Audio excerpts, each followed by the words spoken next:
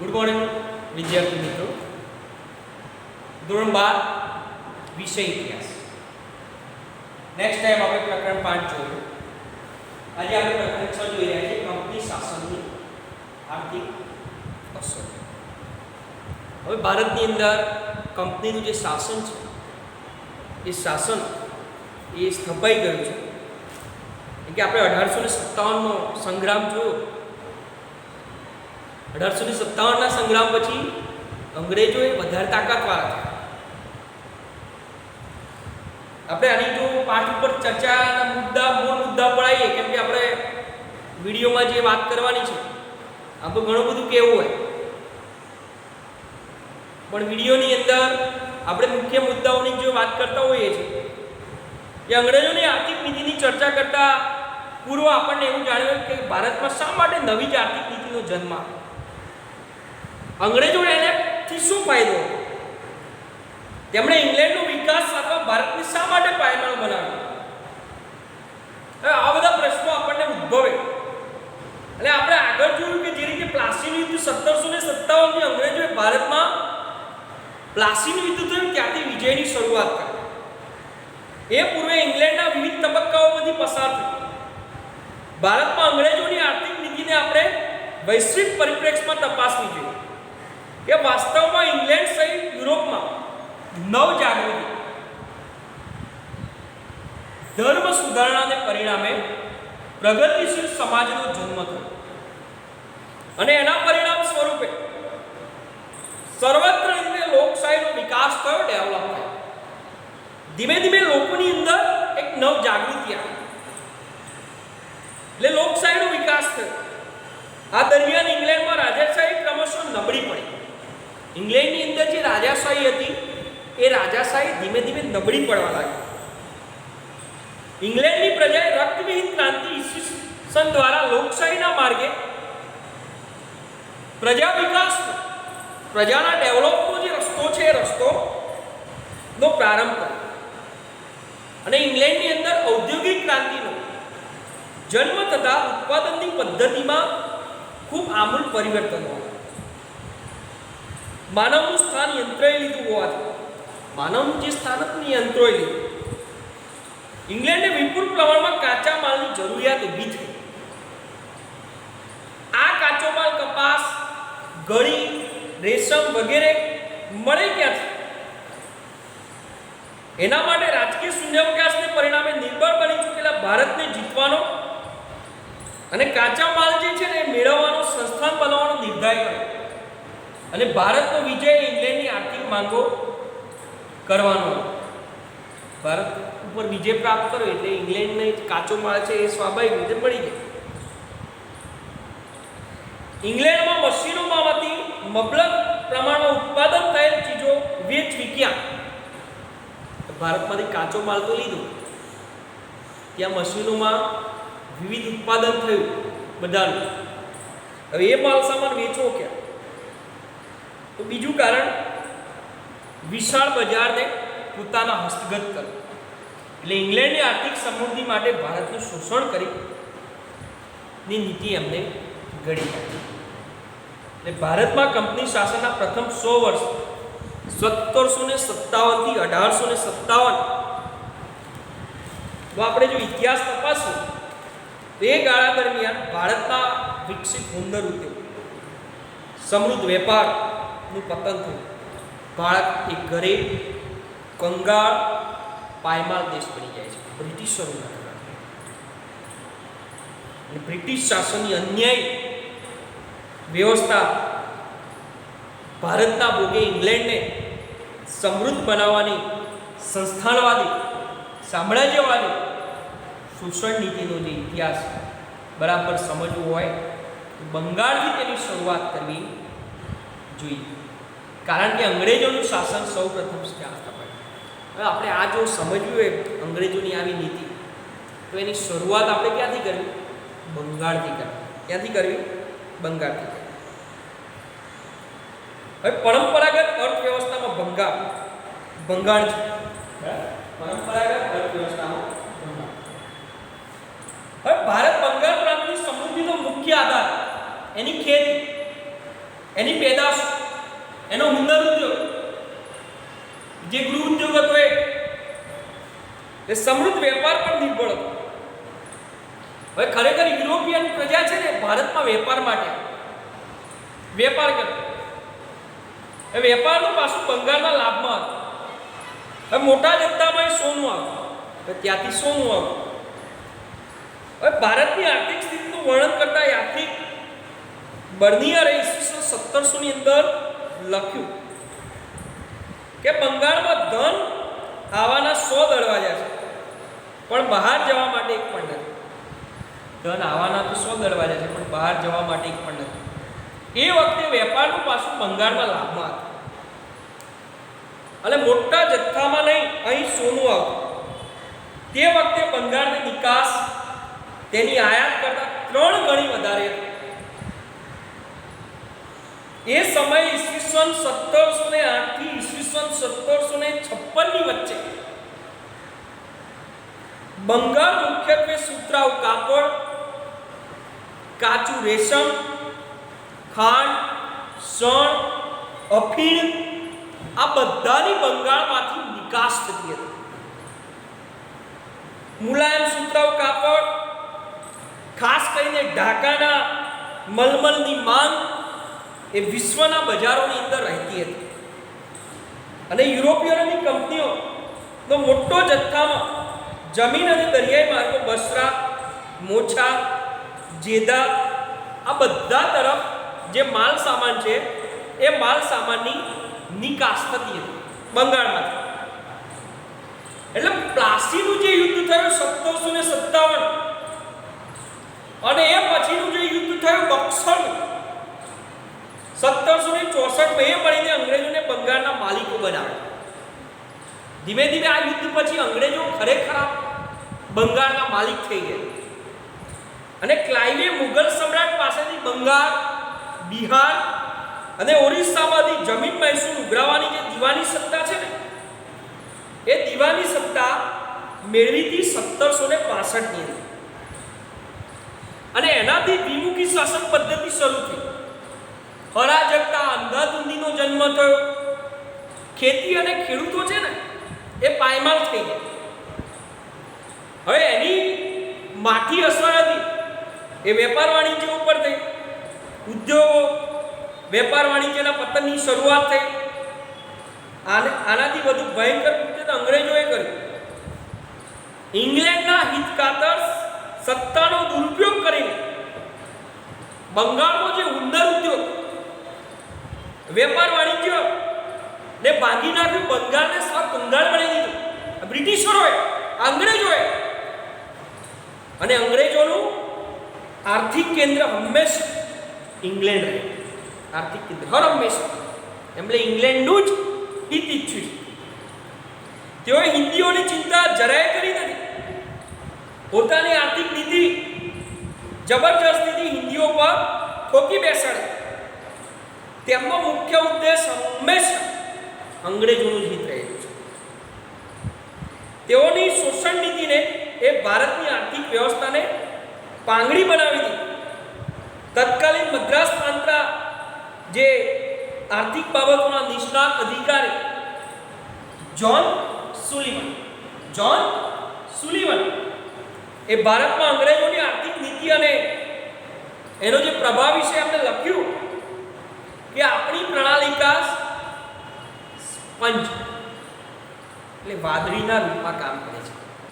આપણી જે પ્રણાલિકા છે તે વાદળીના રૂપમાં કામ કરે છે, જે ગંગા કિનારાથી દરેક સારી વસ્તુઓ લઈ લે છે અને ટેમ્સ નદીના કિનારે નીચોઈ દે છે.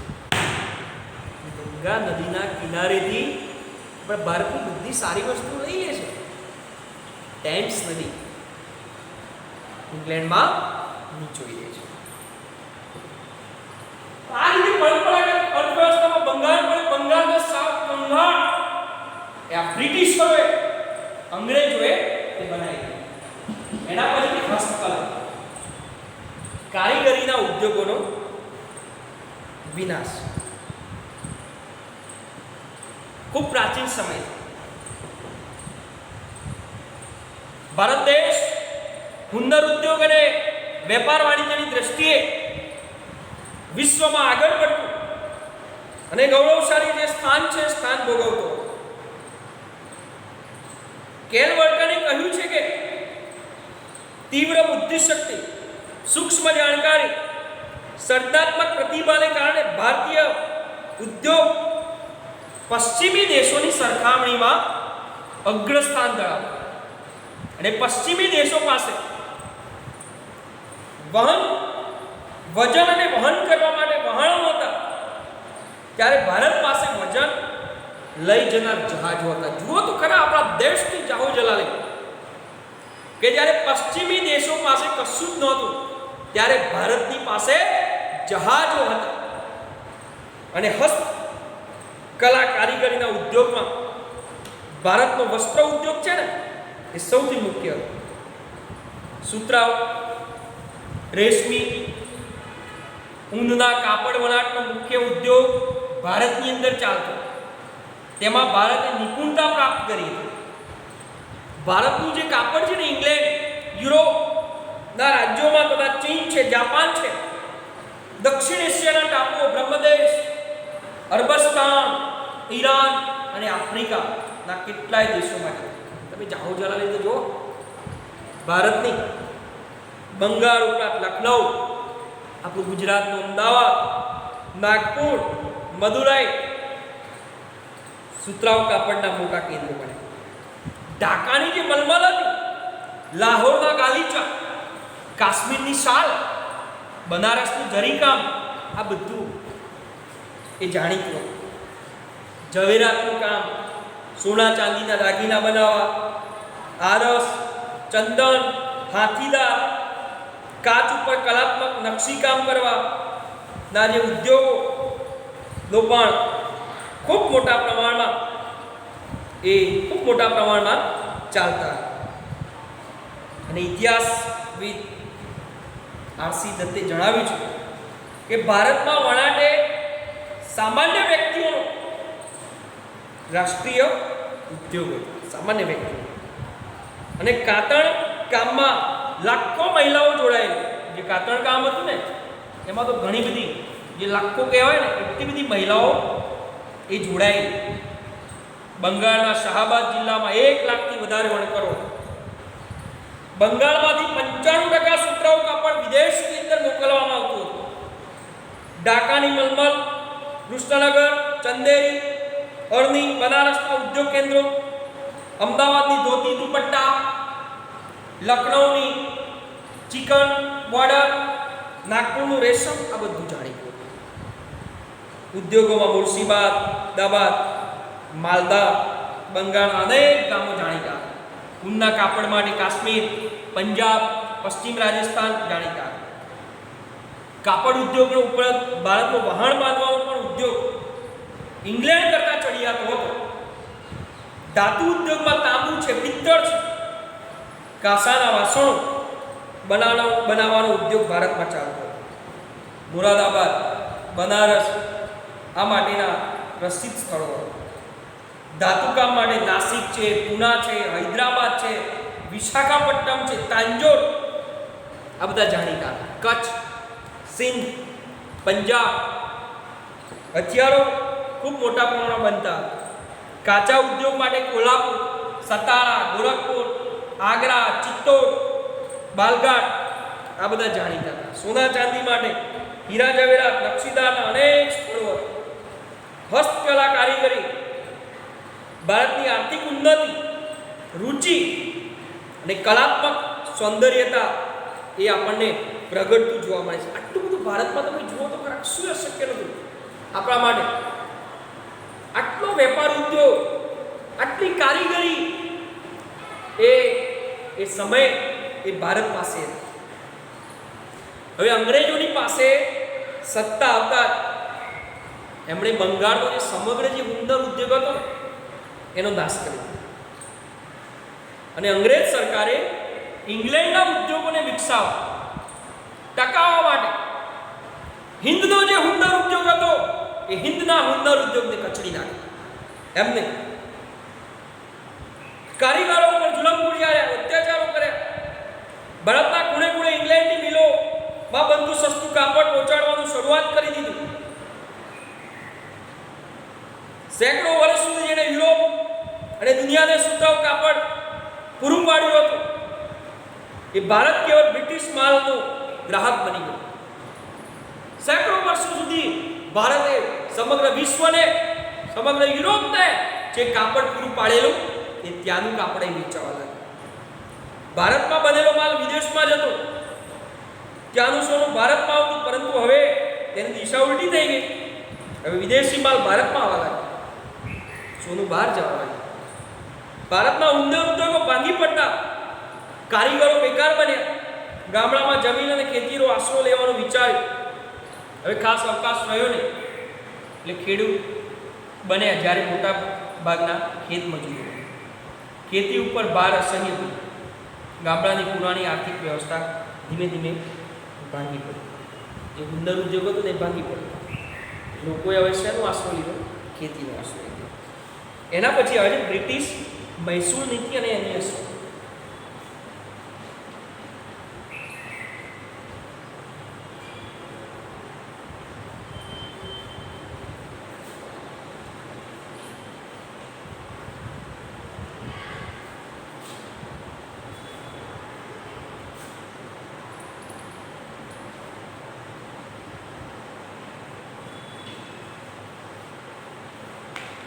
હવે ભારતના ઘણા બધા ભાગો ઉપર આપણે શું જાણીએ છીએ કે બ્રિટિશોએ પોતાનો કબજો જમાવી લીધો. આપણા ઉદ્યોગોને તો પડી ભાગ્યા, પણ પાછું આપણે મહેસૂલ ઉઘરાવવાનું શરૂ કરી દીધું. 100 મણ અનાજ થાય તો 50 મણ એમને આપી દેવાનું.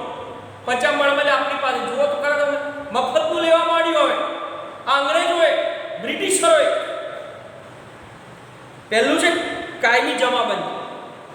કોર્નવોલિસની મહેસૂલી વ્યવસ્થા, કાયમી જમાબંધી પદ્ધતિ 1793માં બંગાળ, બિહાર, ઓડિશા માટે કાયમી જમાબંધી પદ્ધતિ દાખલ કરવામાં. એની વિશેષતા શું હતી? તો પોતાના હસ્તકની જમીનનો માલિકી હક જમીનદારને અને જમીન મહેસૂલ ઉઘરાવવાના હક સરકારના એજન્ટ તરીકે કાર્ય કરે. પોતાની માલિકી મળે છે અને પાછું જમીનદાર એનો મહેસૂલ આપવાનો.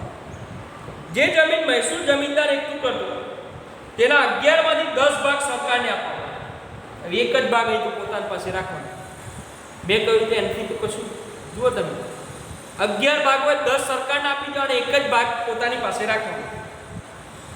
હવે જમીનદાર મારફતે સરકારને આપવાનું મહેસૂલ કાયમી અને નિશ્ચિત. આથી જમીનદારને પોતાના ક્ષેત્રમાં આવતી બધી જમીનનો માલિક જાહેર કરી દીધો સરકારે. હવે આ પદ્ધતિ જમીનદારને શરૂઆતમાં થોડું સહન કરવું પડે, કેમ કે દુષ્કાળ પડે, આટલી આધુનિક ટેકનોલોજી નહોતી એ વખતે. પહેલાં તો આવું કંઈ ડેમો નહોતા, છલકાઈ જતા. જેમ અત્યારે વરસાદ પડે તો ગુજરાતના બધા ડેમો ભરી ગયા. નર્મદા સર તો એટલું ભરાયું કે 2 વાર વરસાદ ના પડે તો એ પાણી પીવાય, એટલી પાણીની આવક ચાલુ છે. જુઓ તમે, પાણીનો અત્યારે તો આપણે જોઈએ છે કે સંગ્રહ થાય છે, જેમ ઘેર આપણે ટાંકીમાં પાણી સંગ્રહ કરીએ એ રીતે. એ સમયે દુષ્કાળ પડે, હવે દુષ્કાળ પડે તો મહેસૂલ તો ભરી જ દેવાનો. હવે અંગ્રેજોએ જમીનની હરાજી કરે. શરૂઆતના વર્ષોમાં તો ખૂબ અઘરું કામ હતું. હવે થોડા તો અંગ્રેજો જમીનદારો પસાર કરી ગયા. શરૂઆતના 15 વર્ષો ખૂબ સદ્ધર બની ગયા. ઘણા જમીનો ખરીદવા માટે. જમીનદારોની જમીનના વિકાસમાં કેટલાક ખેડૂતો કલ્યાણમાં જરા સરખી રુચિ નથી. પરિણામે પ્રદેશમાં ખેડૂતોના ઘણા બળવા થવા લાગ્યા. બંગાળમાં એક સમયે પૂર્વનો અન્ન ભંડાર કહેવાતો તદ્દન ઉજ્જડ થઈ ગયો. ભૂખમરો, રોગચાળો, મૃત્યુ, આ બધું પ્રમાણ વધી. અંગ્રેજોની ખોટી નીતિના કારણે કાયમી જમાબંધી, ઠોકી બેસાડી મહેસૂલ લેવાનો. એના પછી રૈયતવાળી પદ્ધતિ. થોમસ મનરો જેવા સુધારકોએ ક્રમે રૈયતવાળી પદ્ધતિ દાખલ કરી અને મુંબઈ પ્રાંતમાં આ પ્રથા દાખલ કરવાનો યશ ગવર્નર એલ્ફિન્સ્ટનને ફાળે જાય છે. 19મી સદીના પ્રારંભમાં મુંબઈ, આસામ, મદ્રાસના પ્રાંતોના કેટલાક વિસ્તારોમાં લાગુ કરાયેલી રૈયતવાળી પદ્ધતિ અનુસાર જમીન ખેડનાર રૈયતને જમીનનો માલિક બનાવવામાં શરત એટલી કે તેણે જમીન મહેસૂલ ચૂકવવું અને અંગ્રેજોને ગિરાસ્તારો ખેડૂતોને માન્યતા આપી જે સીધા રાજ્યને મહેસૂલ ચૂકવતા હતા. હવે જે ગિરાસ્તારો હતા, જે જમીનદારો, નાના જમીનદારો બની ગયા.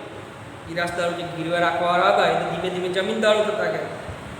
આ પ્રકારની જમીનનો જે માલિકી હક મળતો હતો તેથી ખાસ લાભ થયો નહીં. એના એક કારણો એ હતા કે જમીનનું અકલ્પનીય મહેસૂલ, વધારે મહેસૂલ પડાવતા. હવે જમીન મહેસૂલ સરકાર ઈચ્છે ત્યારે અને એ સમયે વધારો કરવાનો હક ધરાવતી હતી. કોઈ પણ સ્થિતિ હોય રૈયતવાળી જમીન મહેસૂલ તો આપવું જ પડતું. ગૌચર, પડતર જમીન ગ્રામીણ સમુદાયો હસ્તક હતી અને તેના ઉપર રાજ્યોનો અધિકાર પ્રસ્થાપિત થયો અને જમીનનું મહેસૂલ ખૂબ વધે છે. ગમે તે પદ્ધતિઓ, ટૂંકમાં આ મુદ્દા દ્વારા મહેસૂલ તો આપવું નહીં આપવું. એના પછી છે મહાલવાળી પદ્ધતિ. જમીનદારી પ્રથાનું સુધારેલું સ્વરૂપ એટલે મહાલવાળી પદ્ધતિ. આ વ્યવસ્થાનો અમલ ગંગાઘાટ વિસ્તારમાં, ઉત્તર પશ્ચિમ પ્રાંતમાં, પંજાબમાં અને મધ્ય ભારતના કેટલાક પ્રદેશોમાં થયો. એમાં શું કે જમીન મહેસૂલ ખેડૂત અથવા ખેતર નહીં પરંતુ ગામ અથવા મહાલ, જાગીરનો એક ભાગ અનુસાર મહેસૂલ નક્કી થતો હતો. ગામ માટેની આખી અલગ વ્યવસ્થા. જમીનદાર અથવા જમીનદાર હોવાનો દાવો કરતા કુટુંબના વડાઓ સાથે આ વ્યવસ્થા કરવામાં આવતી. કેમ કે પહેલાં તો નક્કી નહોતું, જે ખેડે જમીન પહેલાં એવું હતું, એવું કશું નક્કી નહોતું. અંગ્રેજોએ પરંપરાથી ચાલી આવતી જમીન વ્યવસ્થા અંગે મૂળભૂત ફેરફારો હાથ ધર્યા અને એના પરિણામે ભારતીય ગામોની સ્થિરતા, સ્વાયત્તતા, સાતત્ય છિન્ન ભિન્ન પરિસ્થિતિમાં પહોંચી ગઈ.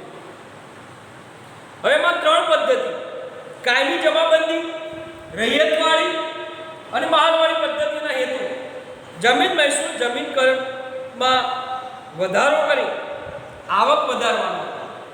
એમાં શું કરે, મહેસૂલ ઉઘરાઈને કોઈ પણ રીતે અંગ્રેજોની આવક વધારવાનો હતો. એટલે જમીન મહેસૂલથી રાજ્યની આવકમાં હંમેશા વૃદ્ધિ થતી.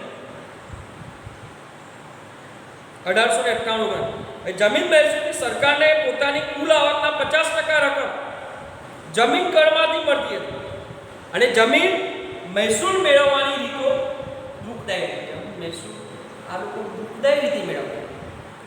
એ સમય મહેસૂલ ના પડે એવા ખેડૂતોને જુદા જુદા પ્રકારની યાતનાઓ આપવામાં આવતી. ન્યાય પદ્ધતિ ભ્રષ્ટ હતી અને ખેડૂતોને ન્યાય મળવાની આશા ઠગાયેલી હતી. કેટલાય અત્યાચારો ગુજારતા અને એ રીતે એ મહેસૂલ ઉઘરાવતા હતા. તો આટલા મુદ્દા સુધી આપણે રાખી છે. આજે તમારે પરંપરાગત વ્યવસ્થાઓ, ભંગાણ, હસ્તકલા કારીગરના ઉદ્યોગોનો વિનાશ, બ્રિટિશ મહેસૂલ નીતિઓ અને તેની અસરો જે છે એ તમે આપણા મુદ્દાઓ, પોઈન્ટ્સ તમે વાંચજો, બરાબર. અને એક બે પ્રશ્નો લખજો કે એક વખતનું સમૃદ્ધ બંગાળ કંગાળ અને ગરીબ કઈ રીતે બન્યું ને ભારતના ઉંદર ઉદ્યોગોનો વિનાશ માટે અંગ્રેજોએ શું કર્યું? બે પ્રશ્નો ફરીવાર બોલું છું, જે સવિસ્તાર જવાબ છે એનો પહેલો બીજો પ્રશ્ન તમારે સ્વાધ્યાયમાં હમણાં લખજો.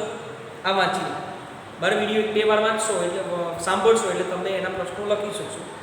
એક વખતનું સમૃદ્ધ બંગાળ કંગાળ અને ગરીબ કઈ રીતે બન્યું? બીજો પ્રશ્ન છે ભારતના હુન્નર ઉદ્યોગોના વિનાશ માટે અંગ્રેજોએ શું કર્યું? આટલું કામ તમે કરજો. ફરી આપણે આગળ જે બાકી છે પાઠ એ નેક્સ્ટ વિડીયોમાં જોઈશું. આજનો આપણો તાસ પૂરો. Thank you.